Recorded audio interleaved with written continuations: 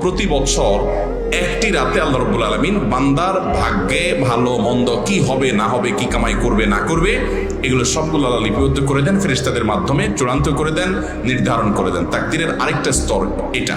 তাহলে তাকদীরের অনেকগুলো স্তরের কথা আমরা জানলাম।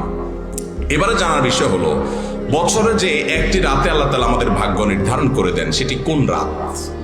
আপনাদের কাছে আমার প্রশ্ন, কোন রাত? কোন রাত? দুই রকম আসছে কথা।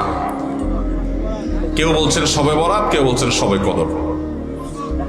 আচ্ছা, যারা শবে বরাতে নির্ধারণ হয় এইটি বিশ্বাস করেন, এটি জানেন, তারা হাত তোলেন। হায় হায়, দুই তিনটা হাত মাত্র। আচ্ছা, যারা মনে করেন শবে কদরে হয়, তারা হাত তোলেন। সব মানুষ দেখা যায় পক্ষে, হাত নামান। আলহামদুলিল্লাহ, আমরা দীর্ঘদিন থেকে নানাভাবে জেনে আসছি যে শবে বরাতে ভাগ্য ঠিক হয়, ভাগ্য নির্ধারণ হয়। মূলত এটি নির্ভরযোগ্য কোনো কথা নয়।